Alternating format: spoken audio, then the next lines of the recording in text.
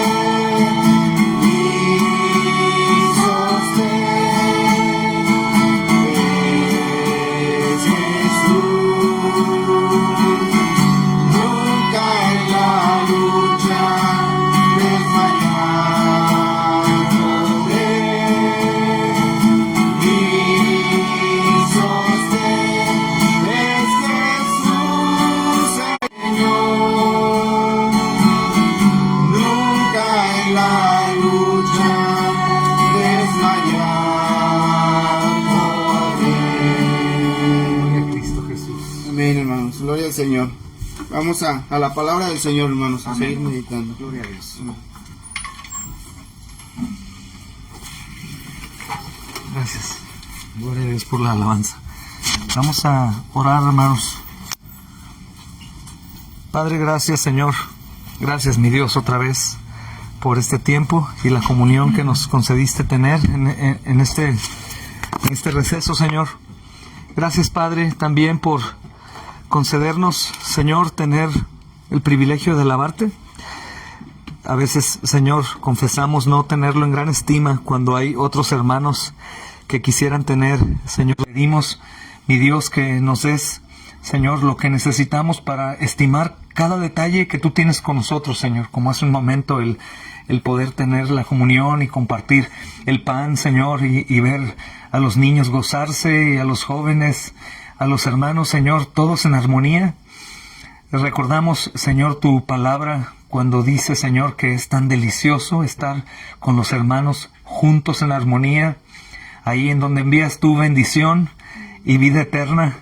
Gracias, Señor, gracias por cada detalle, Señor, que por causa de nuestro pecado nos hemos acostumbrado, Señor, a tener, a recibir, y dejamos de asombrarnos como lo hizo tu pueblo Israel, Señor, al recibir la cosa, Señor amado, que tú nos concedes, y así poder, como dice tu palabra, dar gracias por todo y en todo, sabiendo, Señor, que esa es tu voluntad, Señor. Pedimos, mi Dios, nos ayudes, nos bendigas, amado Señor, con esta porción, la última de la noche, y nos des, Señor amado, gracia para recibir, para atesorar y para poner en práctica. Te pedimos en Cristo que me ayudes. Sabes toda mi debilidad y necesidad que tengo, Señor, de tu ayuda. Sin ti no puedo, Señor. Santo Espíritu de Dios, obra a través de mí en la predicación de tu palabra para la gloria de tu nombre, Santísimo Dios Trino, y la edificación de tu iglesia. En Cristo Jesús te lo pedimos. Amén y amén. Tomen asiento, amados hermanos. Gloria a Dios. La iglesia estaba recibiendo también un mensaje en Guadalajara con Pastor Manny. Y bueno, vamos a tener este último estudio en la noche. Va a ser, creo, un poco más corto, con el propósito de que los niños no se cansen tanto y duerman ahora.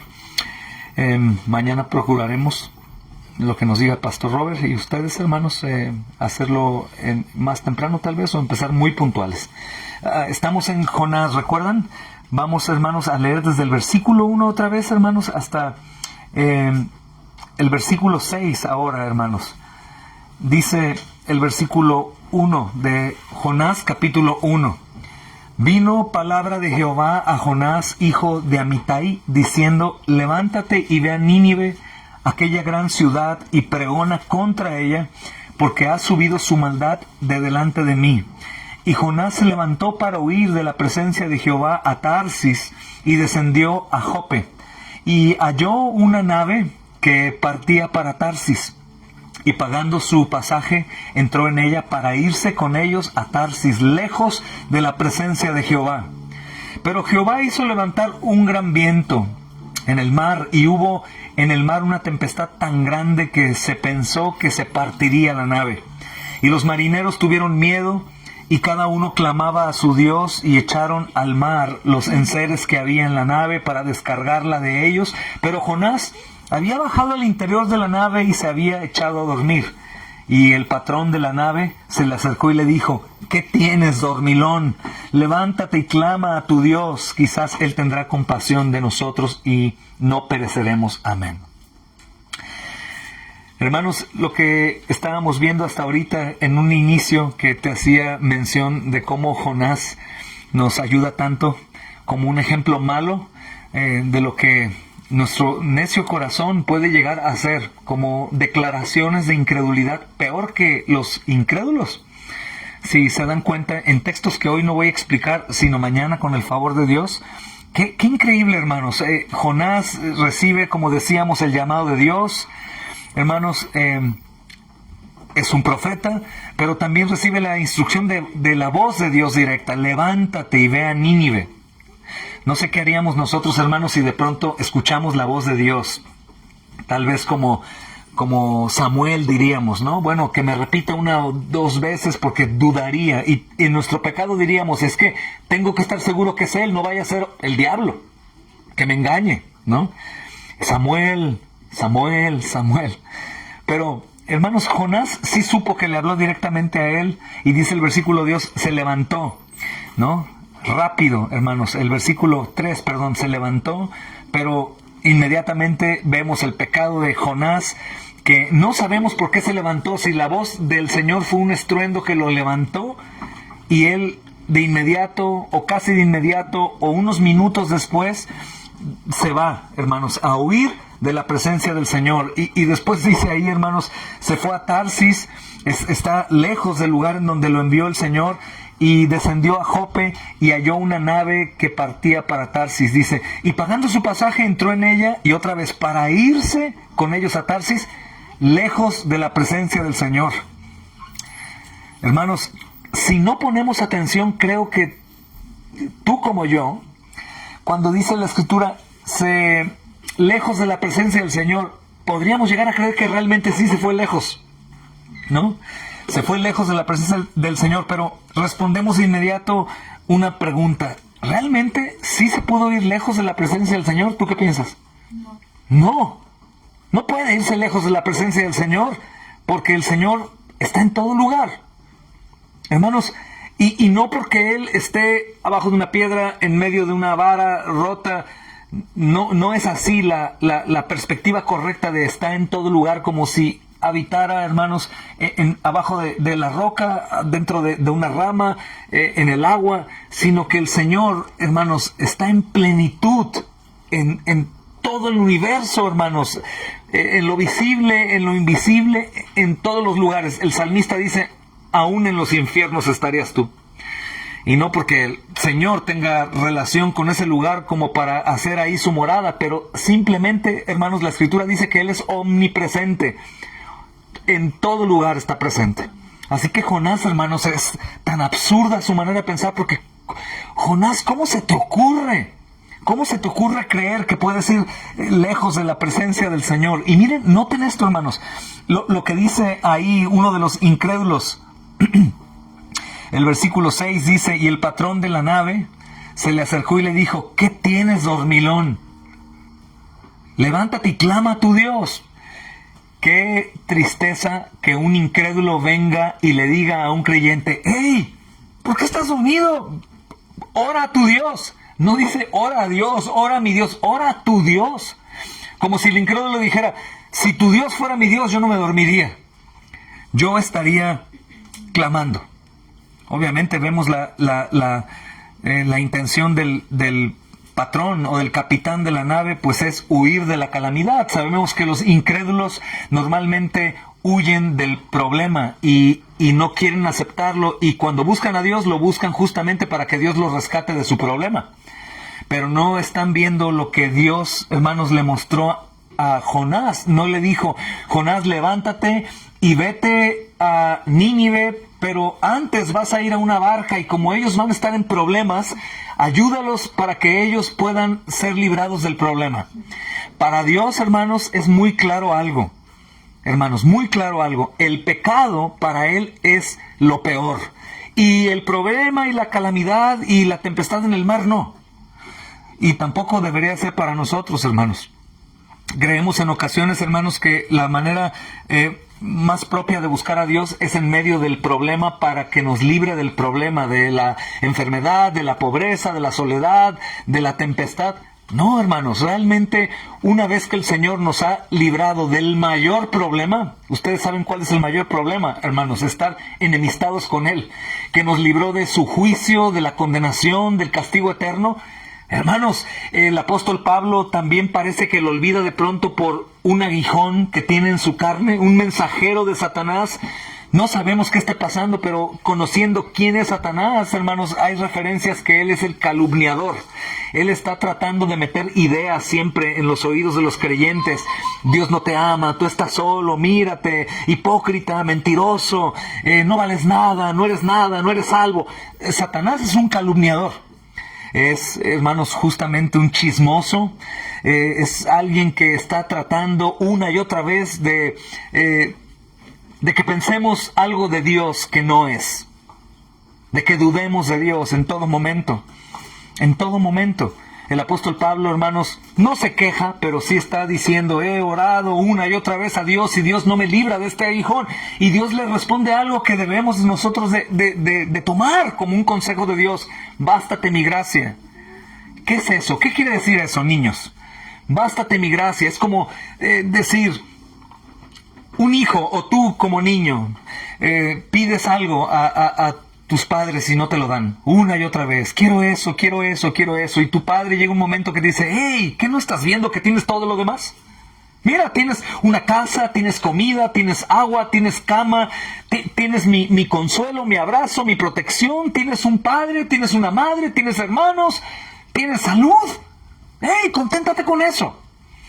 En este caso es todavía, hermanos, mucho más, porque Dios le dice, te he perdonado, te he hecho mío, me sirves a mí. ¿Qué más te falta, Pablo? ¿Qué más te falta? ¿Te quejas por eso que no te he quitado? Deberías de pensar, por algo no te lo he quitado, pero me tienes a mí. Dios es más que suficiente, hermanos. Cristo es más que suficiente y deberíamos de tener pleno gozo, aunque no tuviéramos nada. Y lo digo de verdad, sé que me lo voy a tener que recordar una y otra vez cuando no tenga aquello que yo quisiera tener, o cuando no sea librado de algo que quiera ser librado. Y voy a quejarme seguramente, pero espero en Dios, el Espíritu Santo me recuerde, hey, tienes a Cristo. Y diga, oh, es cierto, tengo a Cristo. Gracias, Señor. Gracias. Porque estoy en esta condición, no me gusta, estoy sufriendo, estoy solo, estoy pobre, estoy enfermo, pero tengo a Cristo. Gracias, Señor. Cristo, hermanos, no solamente tiene que ser la idea de que, pues estoy muy mal.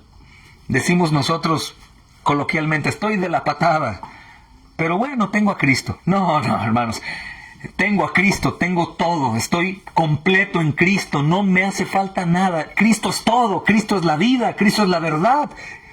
Tengo la seguridad no únicamente de mi vida ahora, que Él cuida de mí y cada detalle que pasa en mi vida está en su pleno, absoluto control. Cada persona que me rodee y todo lo que suceda está subyugado bajo el poder de Dios. Pero sobre todo, tengo la certeza de que voy a habitar en la plenitud de la gloria de Dios que ha querido revelarme por la eternidad. No tendré lágrimas, no tendré temor, no estaré enfermo, no me sentiré solo, aburrido, abandonado. No habrá nada negativo, solamente plenitud de gozo. Y lo tengo seguro, no en mis manos, sino en las de Dios. Y eso debería de ser. Pero hermanos, a veces los incrédulos nos pueden predicar. Dormilón, dormilón. No llegaremos ahí hoy, hermanos, sino hasta el día de mañana. Quisiera enfocarme en la otra parte de la primera porción. Si se dan cuenta, no hemos avanzado mucho. Estamos en el versículo 2 y 3, hermanos. Pero, ¿qué es lo que hace, hermanos, Dios con Jonás? Bueno, lo llama, como nos llama a nosotros. Y habiendo reconocido, hermanos, nuestro parentesco a Jonás, ahora toma otro rumbo para nosotros la enseñanza. Y le dice, hermanos, Dios a Jonás que vaya a anunciar un mensaje en contra de Nínive. La primera parte es algo en contra.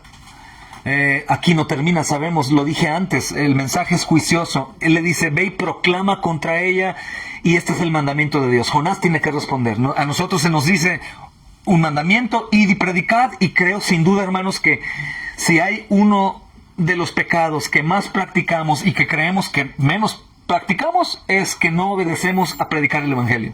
Es un mandamiento. Si nos preguntamos por qué predicamos el Evangelio, número uno respondo, porque es un mandamiento. Por eso.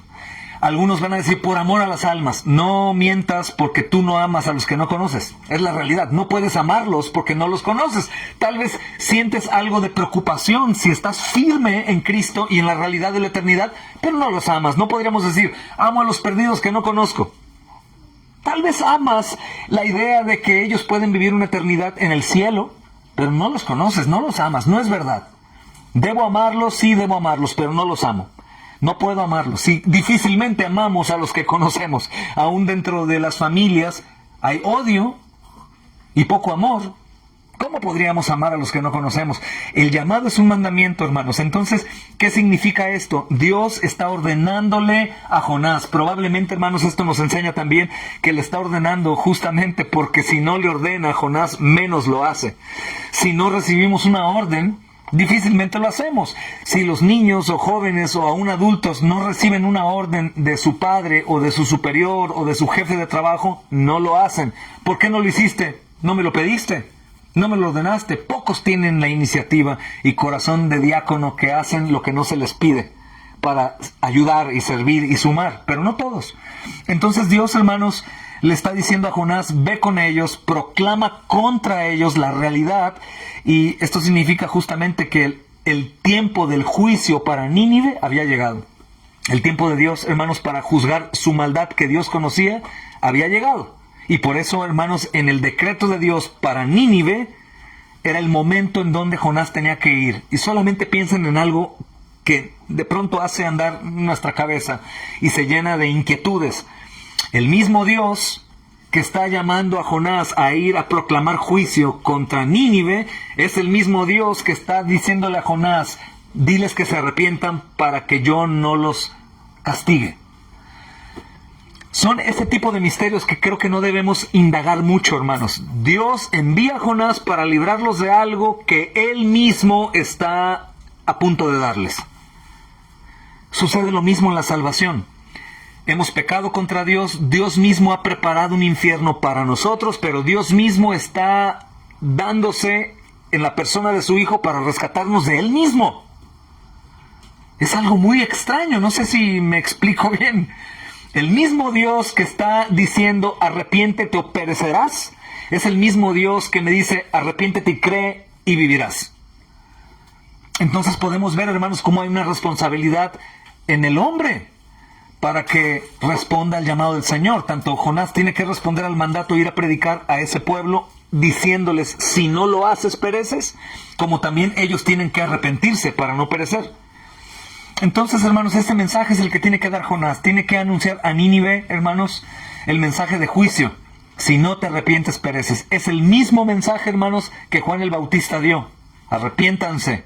Es el mismo mensaje que nuestro Señor Jesucristo dio, hermanos. Arrepiéntanse. Miren, vayan pronto, por favor, a Mateo capítulo 3. Mateo capítulo 3, versículo 1 y 2. En aquellos días vino Juan el Bautista predicando en el desierto de Judea. Hermanos, pensamos en un desierto y justamente nos imaginamos nada, es desierto. Es en ese lugar en donde está predicando Juan el Bautista, diciendo, arrepentíos porque el reino de los cielos se ha acercado. De inmediato pensamos en el reino de los cielos acercándose y pensamos de manera positiva. Cristo se ha acercado acá. Pero piensen en esto, imaginen que habitantes de un reino, de un mundo, se han rebelado contra el rey. El rey no está y el rey vuelve. ¿Qué va a hacer el rey? Aniquilarlos. Entonces, cuando leemos esta porción, de pronto decimos, arrepentíos porque el reino se acercó, y pensamos de forma positiva. Arrepiéntanse porque Cristo ya viene y todo bien. No, hermanos, recuerden lo que dice el Salmo. Dice el Salmo, honrad al Hijo para que no se enoje. Hermanos, la Escritura dice también que en el tiempo postrero, los gobernantes y los incrédulos van a clamar a las montañas que caigan sobre ellos y que los escondan de la ira del Rey, del Cordero. Entonces, el mensaje de Juan el Bautista no es negativo. Arrepiéntanse, pecadores que merecen infierno. Y positivo, el reino se acercó. La salvación llegó. No es así. Es también, hermanos, una declaración negativa para el pecador saber que el Rey vino. Nuevamente estoy hablando a los niños porque hay niños y jóvenes. Imagínate que papá te da una orden. Si tienes temor, ¿no? Porque puede haber mucha necedad en el corazón de los hijos. Pero que tienes temor y tu padre te da una orden. Tienes que limpiar esto. Tu cuarto, limpiarlo. Y haces lo que sea, te pierdes todo el tiempo y de pronto se escuchan las balatas del auto de papá. Y de pronto dice el hijo sabio entre comillas, porque no hizo lo que tenía que hacer. Llegó mi papá. Tiene terror, porque sabe que va a haber una consecuencia. Hermanos, el decir el reino se ha acercado es un mensaje de terror. Debería de ser de terror. El rey ya vino a pedir cuentas. ¿Qué van a hacer? ¿Qué van a hacer? Hermanos, el Señor también dijo lo mismo. En Mateo capítulo 4, ahí mismo, unas hojitas después, versículo 17. Desde entonces comenzó Jesús a predicar y a decir, arrepentíos porque el reino de los cielos se ha acercado. Entonces, viendo estos textos, hermanos, y viendo el mensaje de Jonás, es igual. Arrepiéntanse, viene juicio contra ustedes. El rey, que hay un juicio, viene un juicio sobre el pecador. Arrepiéntete, Arrepiéntete de tus pecados, voltea a ver a Cristo. Entonces, este mensaje no es nuevo en el Nuevo Testamento. Este mensaje lo tuvo Jonás también. Es un mensaje histórico. Y obviamente Jonás lo tiene que negarse a esto, porque es un hombre de Dios, es un profeta. Él no podía, hermanos, hacer otra cosa. Dios lo había enviado y lo iba a hacer. Y también Jonás, hermanos, no tenía derecho de dejar de ir. Es un profeta. Y él sabe que es un profeta. Tenía que ir. Nosotros, hermanos, no somos profetas, pero somos embajadores. No podemos negar la necesidad, no podemos escudarnos bajo ninguna mentira que nos prediquemos, y tampoco no podemos dejar, hermanos, de desear hacer la voluntad de Dios. El Padre nuestro dice, hágase tu voluntad, aquí en la tierra como se hace en el cielo, y eso es un amén. No solamente un deseo de a ver si se puede, no. Va a hacerse la voluntad de Dios y somos parte de esa voluntad también. Tenemos que obedecer. Y por otro lado también veo, hermanos, acá, y yo anotaba esto, Jonás no puede cambiar el mensaje, hermanos. No puede suavizar el mensaje. No puede tratar de hacer un mejor mensaje. Simplemente Jonás tenía que anunciarlo. Creo que a veces, hermanos, los predicadores, sobre todo yo, y algunos otros también lo reconocerán, complicamos más el mensaje de lo que es. No podemos los pecadores escondernos de Dios. Piensa en esto, ni un solo pecado que cometemos es desconocido de Dios, y nosotros probablemente nos preocupamos más de que nos descubramos entre nosotros el pecado.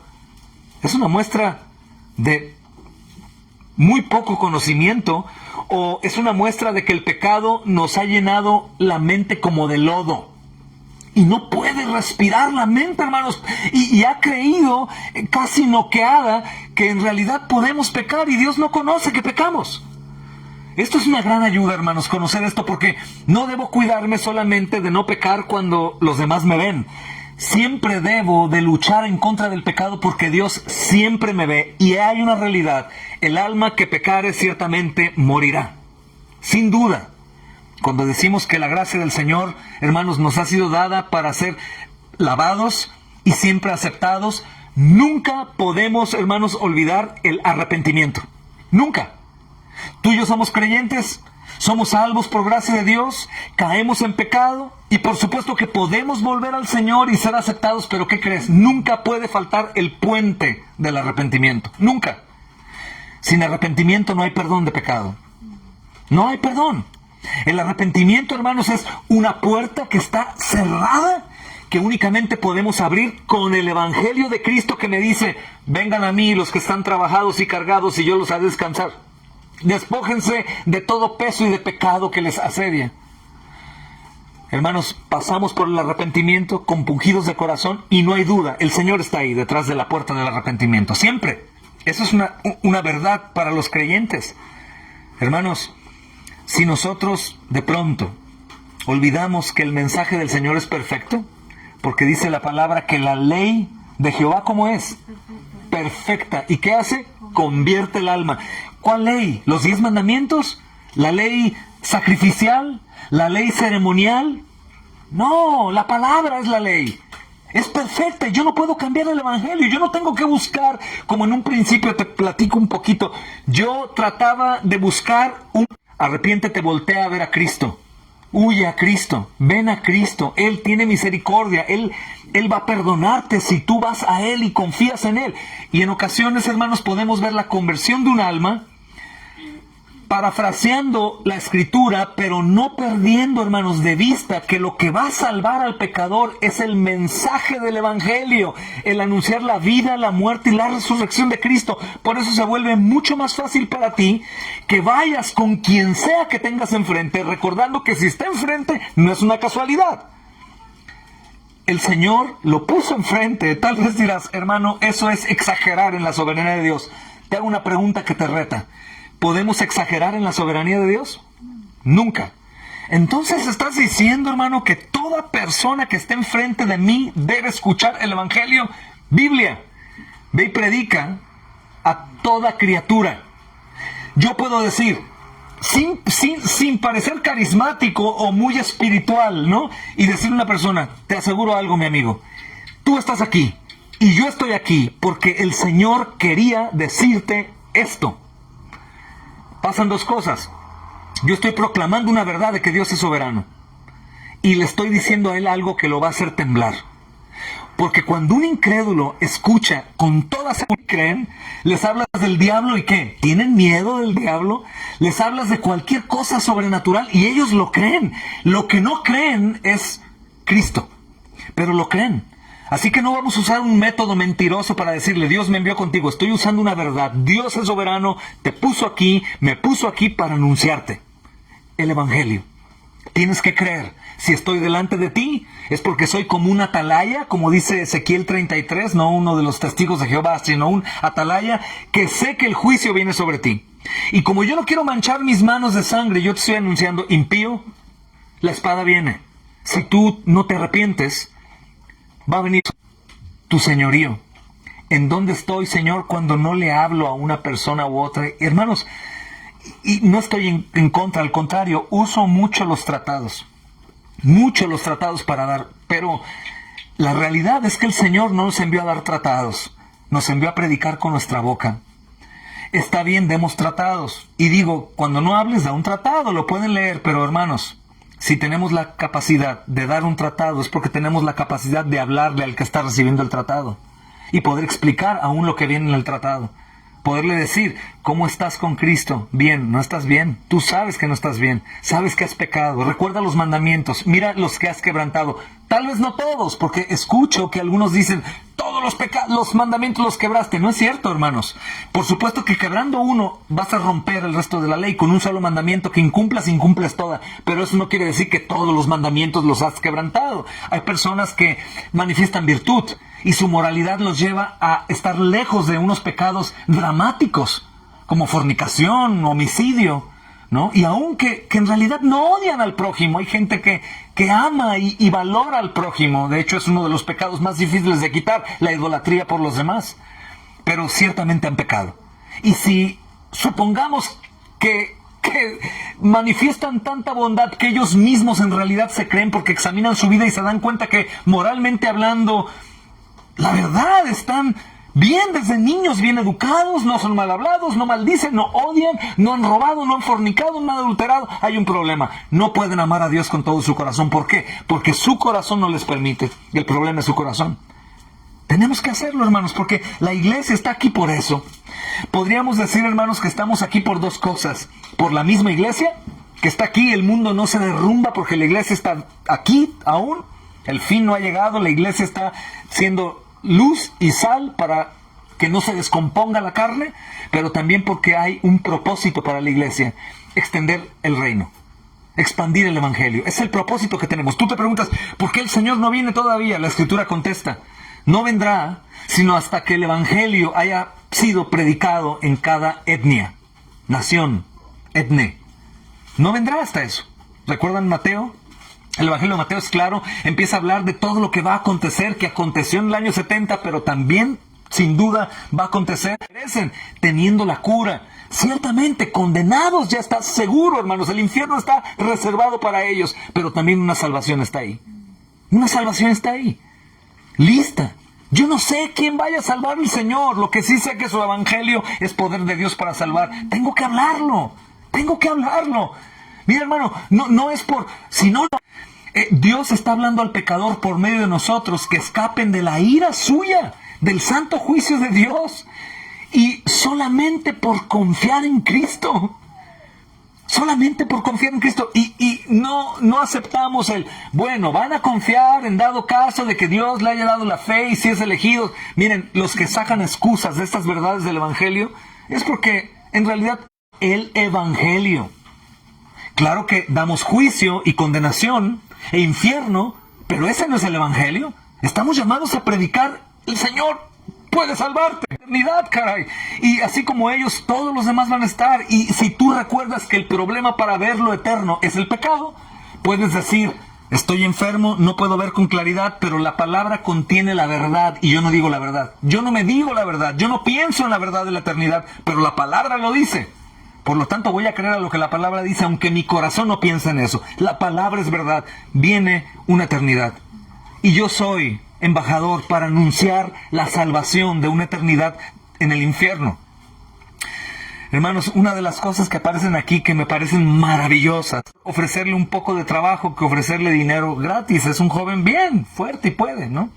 Un vasito de agua, lavó el coche. Fuimos a la tienda a comprarle un refresco frío y creo que algo de comer. Y nos tardamos un poco él lavando el coche. Cuando regresamos lo vimos que bajaba sudando. Pues por lavar el coche. Le dimos su provisión y se fue. Cuando llegamos al auto, quisimos sacar una computadora que teníamos y ya no estaba la computadora. Le dimos misericordia, no sabíamos lo que había hecho y nos robó.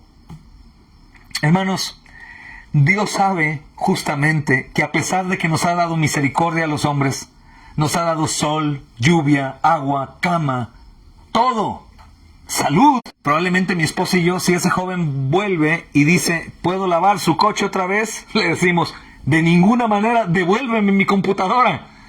Pero Dios no. Dios ha visto la maldad de Nínive, hermanos, y esta es una reflexión muy tremenda, porque justamente si vuelven al texto primero, Dios le dijo a Jonás, hijo de Amitai, ve ahora a Nínive, la gran ciudad, proclama contra ella, porque su maldad ha llegado a mí. Esto dice dos cosas, conozco su maldad, y también, hermanos, les ha mandado un mensajero. ¿Todo bien aquí? Ok. Les ha mandado un mensajero, hermanos, para anunciarles el perdón. Creo que en nuestra cabeza, creo que se nos habla muy claro, hermanos, para hacernos entender que Dios nos envía a predicar salvación a un grupo de personas malvadas. Para ellos es la salvación, para nosotros.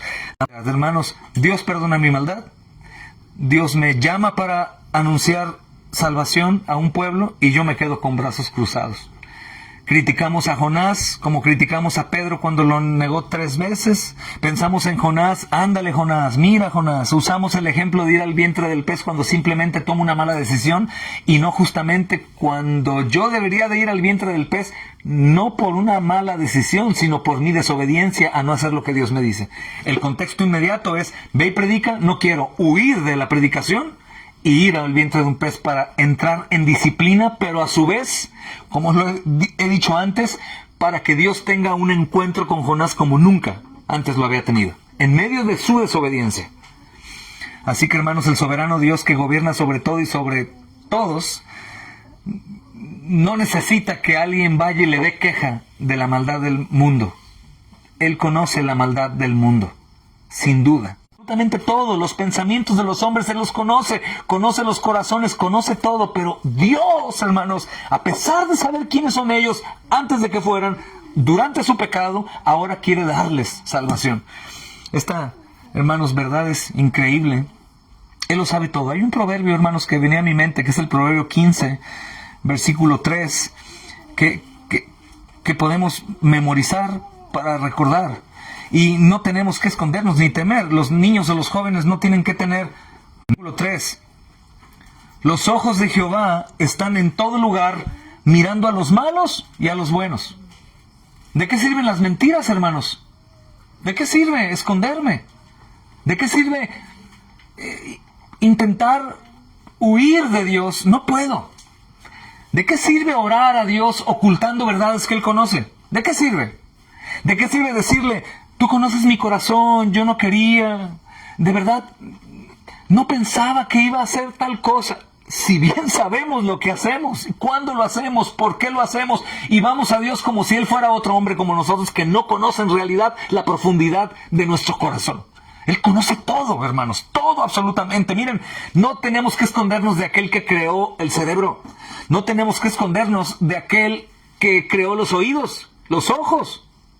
No tenemos, porque no podemos. No podemos ocultarnos de Él. Nunca, nunca, nunca. Él es, hermanos, soberano, omnisciente, es presciente, conoce antes de que las cosas pasen. Y yo creo, hermanos, que tenemos que recordarlo, porque Dios sabe y ve todo absolutamente. Sabe lo que pasa en el mundo, sabe lo que pasa en nuestra ciudad, sabe lo que pasa en nuestro hogar, sabe lo que pasa en nosotros, malvado de los hombres, Dios no está engañado, no es sorpresa para Él, no dice, ahora, ¿qué hicieron los hombres? Él lo conoce todo, y aún así no ha venido. ¿Sabes por qué no ha venido? Nos contesta la Escritura, no queriendo que ninguno perezca, sino que todos procedan al arrepentimiento. Es increíble. Tranquilos sin Dios, pero, hermanos, ellos tal vez han olvidado o en realidad no saben que Dios sabe todo, todo. Y el mensaje que Jonás va a anunciar, hermanos, es que Dios es santo, santo, santo. Jonás va a anunciar que Dios conoce su maldad. Jonás va a anunciar que hay un juicio que viene, una condenación para ellos. Dios está sin más paciencia para ellos. Pero después va a decir, arrepiéntanse para que los perdone. Y pienso en el título, hermanos, la misericordia y la compasión de Dios. Y pienso más allá del título, hermanos, de la verdad de la misericordia y la compasión de Dios. Pienso en lo que cuesta a Cristo para que Dios dé misericordia y compasión. Porque podríamos perder el foco de que por qué da misericordia y por qué da perdón, por qué da compasión, por qué da amor, por qué es paciente. Y todo lo que te imaginas que Dios hace a favor del hombre, se le debe a Cristo. Cristo no aparece en la historia, no hay puente para que la misericordia, la compasión y la gracia y el amor y el favor llegue al hombre.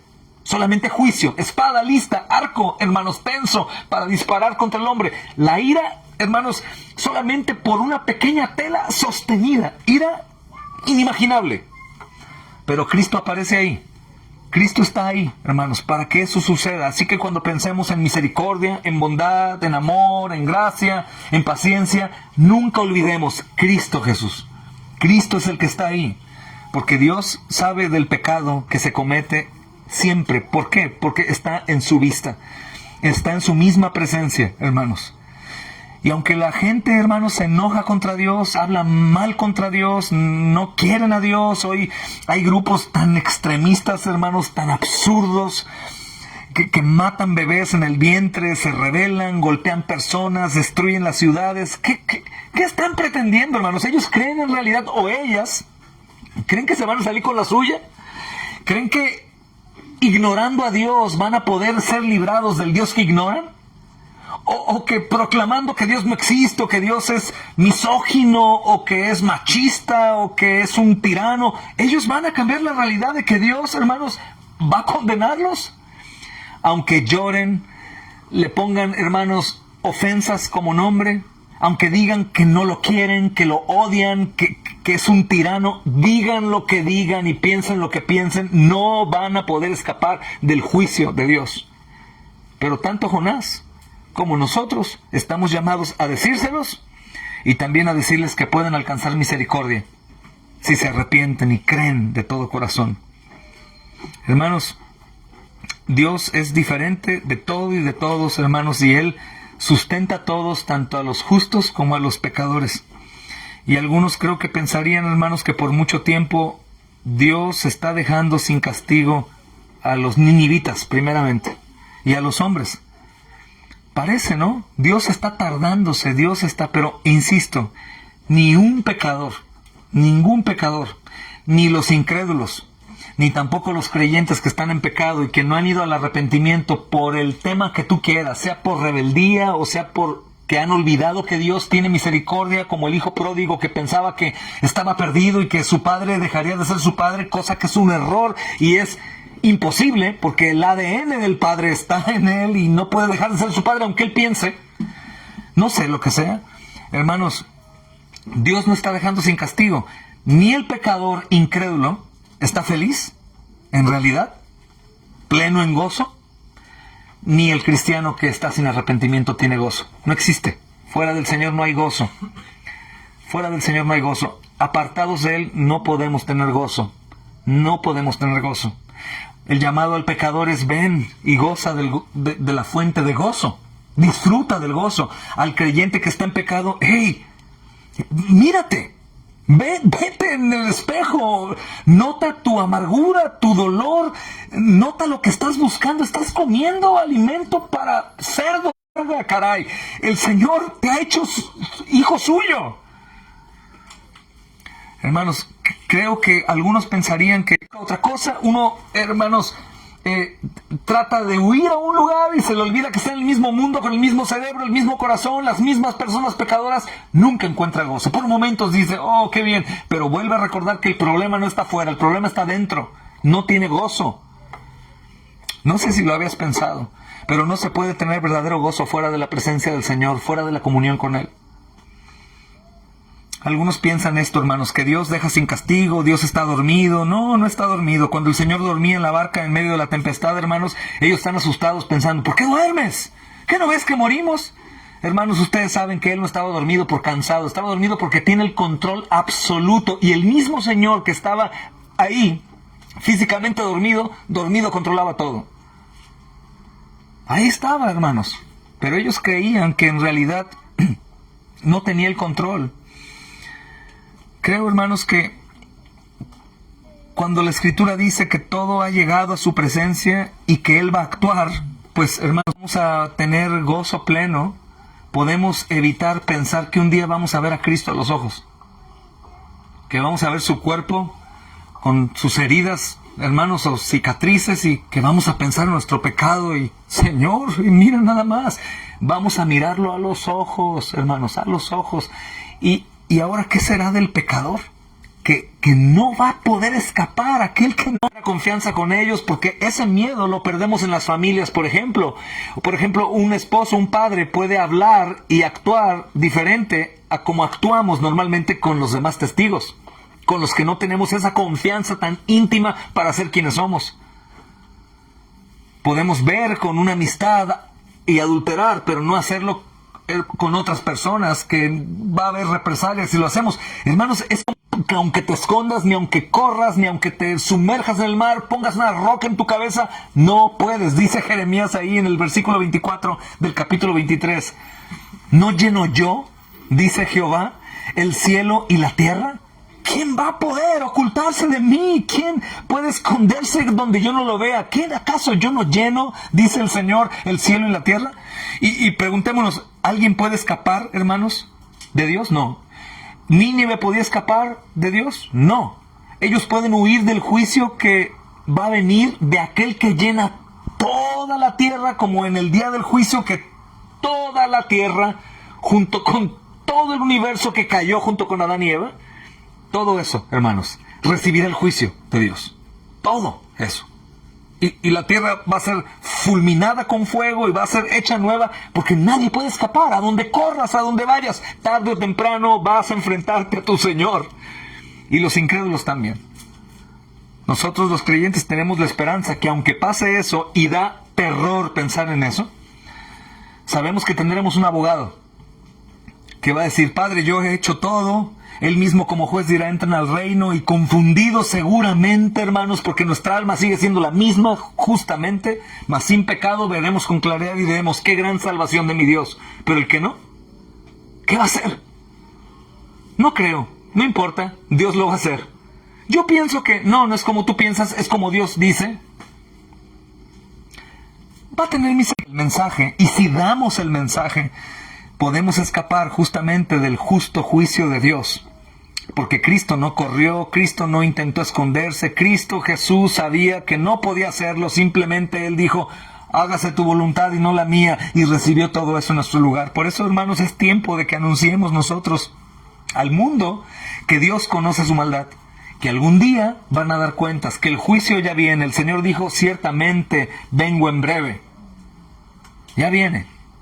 Y yo no sé si mañana, en un año, 10, no lo sé, pero ya está en camino. Hay tiempo. Yo puedo decirle a un pecador, por eso estás vivo, porque el Señor quiere que te arrepientas. Puedo decirle a un pecador, ¿por qué no vas a Cristo? Necesitas perdonarte. Necesitas el perdón de Dios. Pero los demás no me van a perdonar. Bueno, la verdad, qué tristeza. Espero que Dios trabaje en ellos, pero Dios sí puede perdonarte. Él ha querido perdonarte. A pesar de que ha visto tu maldad, Él quiere perdonarte. A pesar de que está irado contra el pecador todos los días, Él quiere perdonarte si tú te arrepientes y crees. Y tal vez esto, hermanos, no sea muy popular, porque hoy en día sabemos, a excepción de nuestros hermanos valientes que anuncian el Evangelio, ¿verdad, hermanos?, en todo el mundo. Pero el mensaje que se da es otro mensaje. Es un mensaje como de un Dios que no está irado contra el pecador. Es un mensaje de un Dios que no tiene juicio ni nada, solamente tiene amor. Él te ama mucho. La realidad, hermanos, que no hay duda de eso. Todos los hombres bajo este cielo pueden decir, Dios es un Dios de amor. Porque siendo yo un pecador, veo, como, abrazo, duermo, corro, me río, me baño, veo el amor de Dios. Pero, hermanos, cuando el Señor dice, como a los ninivitas, lo que le dijo justamente, hermanos, a Jonás, he visto su maldad, el juicio ha llegado, ya no va a haber manera. Y creo que el mensaje es tan urgente, hermanos, ahora, porque como Nínive, el pecador vive creyendo que no va a haber consecuencias. Si alguno acaso es de esos que creen que como no ha habido un castigo contundente, aunque, insisto, no es feliz en su vida, no tiene plenitud, y claro que culpará las situaciones, la gente que lo rodea, la pobreza, la salud, la soledad, eso es lo que va a culpar. No, escúchenme, no tiene gozo porque no está bien con Dios. Porque aunque tuviera todo eso encima, deudas, falta de salud, soledad, lo que sea, si tuviera al Señor, tendría gozo. Pero como no lo tiene, aunque tenga todo y no tenga nada malo, no tiene gozo. Por eso el rico incrédulo tiene, ¿y qué creen? ¿Ahí se queda ya? ¿Llega a ese lugar y se queda ahí? No, quiere más, porque él está tratando de buscar el gozo en donde no lo va a encontrar. Por eso el incrédulo o la incrédula piensa que si consigue un esposo o una esposa ya, o si tiene un hijo ya, o si vive en tal casa ya, o tiene un coche ya, o va de vacaciones ya. No, lo tienen, ¿y qué crees? No tienen gozo. ¿Por qué? Porque su problema es no tener amistad con Dios. Y eso solamente es una pequeña prueba para ver si hay alguno que se arrepienta. Porque cuando venga, hermanos, en plenitud, toda sensación de paz, de tranquilidad, de consuelo, de misericordia, de paz, se acabó. Solamente imaginen, hermanos, para terminar en breve, imaginen que en este instante se nos quita todo sentimiento de tranquilidad, de paz, de comodidad. Cuando te estiras y, ¡oh, qué bien! Que todo eso se quita. Todo sentimiento de bienestar se va. Terrible, ¿no? Imaginen cuando en plenitud venga el juicio del Señor y quite toda misericordia, toda muestra de amor, toda gracia, solamente horror, solamente miedo, solamente angustia, solamente sentimiento de enfermedad con el peor dolor de todos y que nunca se quite. Sumado a eso, mis amados, que terrible, toda la ira de Dios encima y que no lo aniquile, solamente muera eternamente. Así que, hermanos, creo que el llamado es a amar, hermanos, sin duda, al Señor y obedecerlo. Manda a Jonás a predicar juicio, pero también manda a predicar arrepentimiento. Por lo tanto, está mostrándonos el Señor justamente amor. Porque en lugar de terminar de matarlos, les está dando una oportunidad. ¡Wow! Ese es el Dios de misericordia, hermanos. A pesar de su maldad, habitantes de la tierra, si se arrepienten, Dios es bueno. Hermanos, terrible. Es peor que llevar el resultado de un examen de salud que diga, tienes cáncer. Eso es terrible, ¿no, hermanos? Llegar y decirle a una persona, tienes cáncer, no se compara con tienes un problema con Dios y el juicio viene. Pero hay arreglo. Porque, hermanos, este es justamente el mensaje que tiene el Señor para Él. Y nuestro Dios ha puesto en cada uno de nosotros, hermanos, una encomienda. Proclamar el mensaje. Cada uno de nosotros, en nuestro lugar donde vivimos, donde trabajamos, donde estudiamos, a donde salimos, en tu casa, fuera de tu casa, en la escuela, en donde sea, hermanos, cada uno de nosotros tiene que hablar. Y yo lavo mis manos de la sangre de ellos. Quedo en paz. Le dije ya el Evangelio. Gloria a Dios, así puede morir, hermanos. Y vamos a decir, ¿pero escuchó el Evangelio? Sí, gracias a Dios. Esperemos en la misericordia del Señor. Escuchó el Evangelio, que es la llave para la salvación. Cristo es la puerta. El Evangelio es la llave, hermanos, para que Cristo abra esa entrada. Tenemos esperanza. Y la otra, que cada vez que predicamos el Evangelio, lo estamos escuchando nosotros y nos fortalecemos al predicar el Evangelio. Si es un mensaje de juicio al principio, sin duda. Condenación, sin duda. Pero qué grato es, hermanos, escuchar una mala noticia que no tiene solución y después que te digan, oye, pero espera, hay solución. ¡Ah, gloria a Dios! ¡Gloria a Dios! ¡Gloria a Dios! Hubo un accidente terrible. ¿Y qué pasó? Todos están bien. ¡Oh, gloria a Dios! Gracias, Señor. Eso es lo que tenemos que hacer, hermanos. Cristo en la cruz tiene que ser anunciado. Y si predicamos a Cristo en la cruz, estamos predicando un Dios airado contra el pecador. Porque si Cristo fue a la cruz, maldito el que es colgado en un madero. Bueno, hermanos, la ira de Dios se derramó sobre Cristo. Pero tal vez todo el tiempo que ha perdido por la necedad, por la amnesia, por la condenación que viene de él mismo y de la gente, se borra. Cristo es mi Señor, es mi Salvador. Él pagó la deuda, me voy a levantar para su gloria. ¿Y el pecador? Puede quitarse el yugo pesado que lo oprime y que lo tiene tan mal y ser salvado.